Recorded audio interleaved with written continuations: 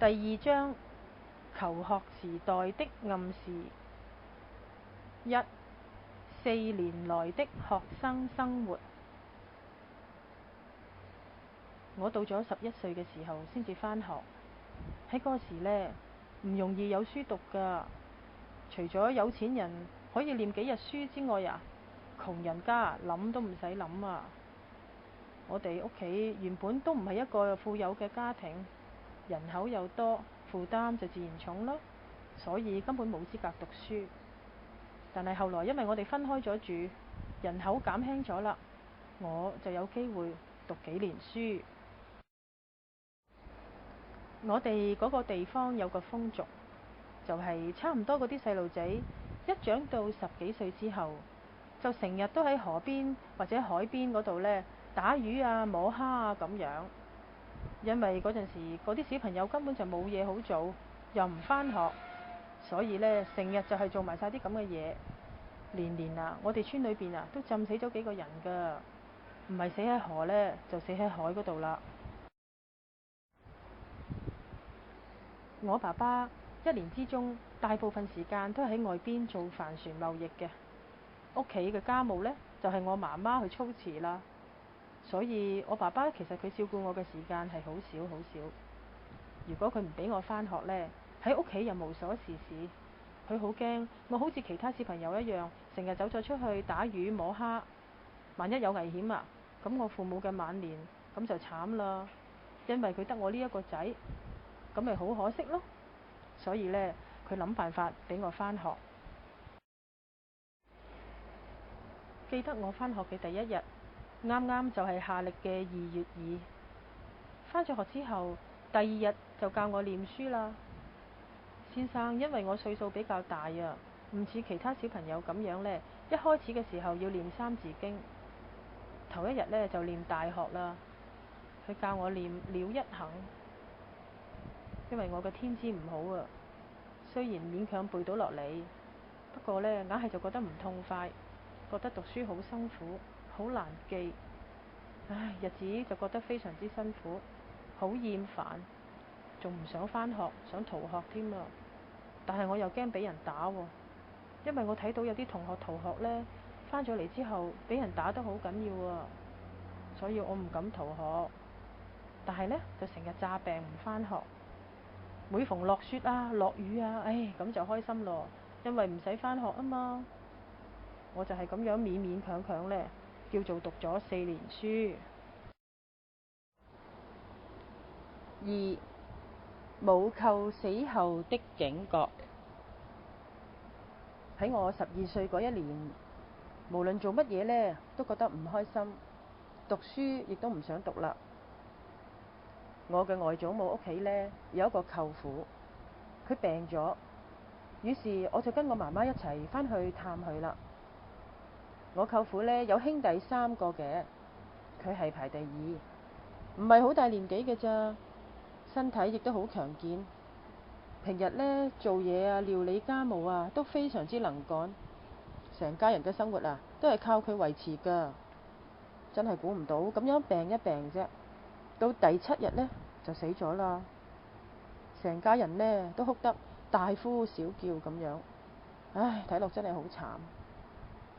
嗰陣時呢，我見到咁樣我都覺得好納悶，真係覺得好奇怪，點解咁後生，身體又好，突然間病一病，第7日就死咯？會唔會快得滯啊？因此呢，我亦聯想到我自己啦，都唔知幾時啊，可能都要死㗎嘞噃。喺嗰一年嘅夏天，嗰陣時我舅父都仲未死嘅，我落咗堂就跟埋我媽媽返去外家嗰度住下。夏天嘅晚上呢，好熱嘅，所以呢，好多人都去咗院子嗰度乘涼。嗰陣時我着咗件青色嘅新大褂，坐喺門口嘅一塊石頭上邊，望住出邊喐都唔喐。喺嗰陣時，我阿姨嗰時佢仲未嫁嘅，佢見到我，突然之間佢就話啦：哎呀，你哋睇，我哋屋企嚟咗個老和尚喎。經過我阿姨咁樣一嗌，一大班人呢就好稀奇咁樣走出嚟，一睇到原來係我呢就更加唔知發生咩事添。因為嗰陣時呢，鄉村裏邊唔輕易見到出家人㗎，所以偶然聽到話出家人喎，咁個個都大驚小怪，要爭住睇啦。自從呢件事之後呢，咁我媽媽就覺得我呢更加第日會出家做和尚㗎啦。3.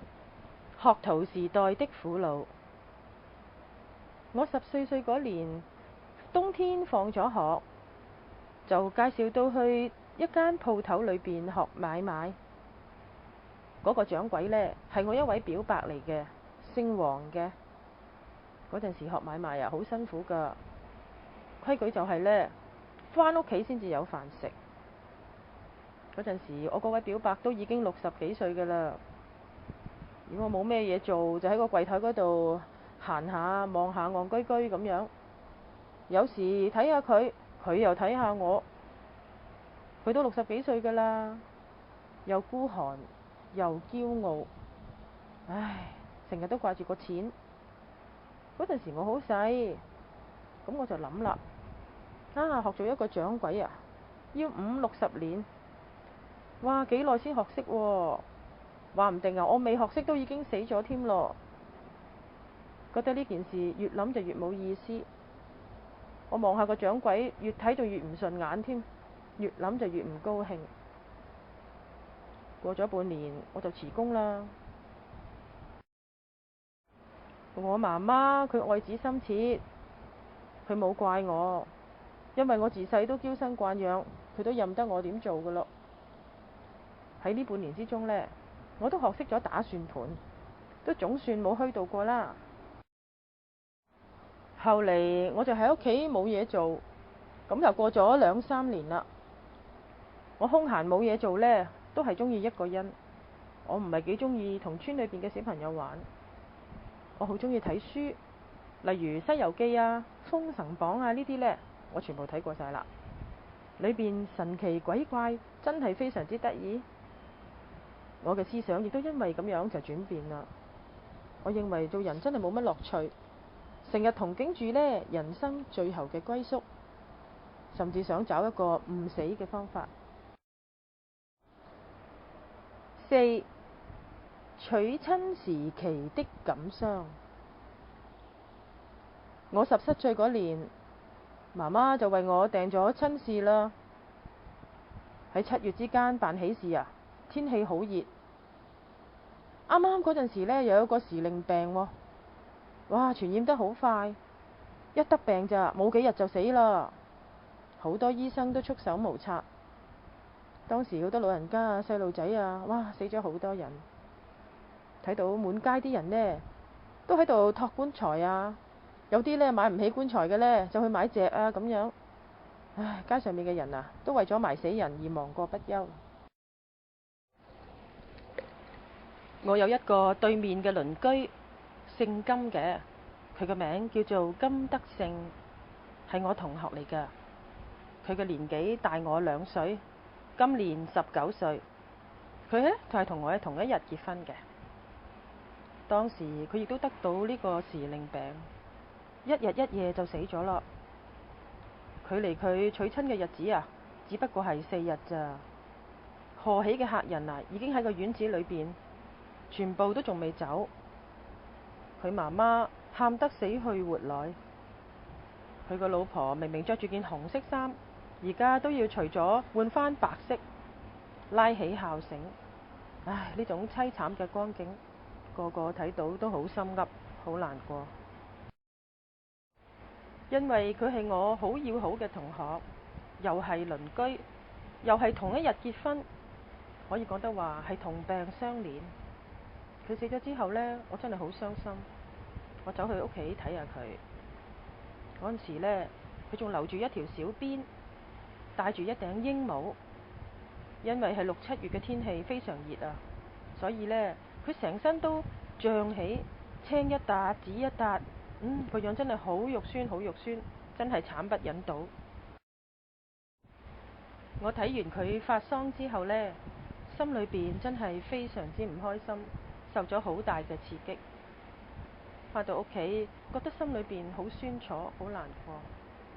我喺度諗，人生真係冇意味，都唔知幾時就要死。好似金同學咁樣，大我2歲啫嘛，又有爸爸媽媽，又有老婆，環境又好，人命無常啊！點解話死就死嘅呢？我又可唔可以保證自己唔會生病啊？咁生病之後，又可唔可以保證唔會死咁呢？諗嚟諗去，個心鬱鬱不樂。冇幾耐，不幸嘅事真係嚟到我嗰度啦。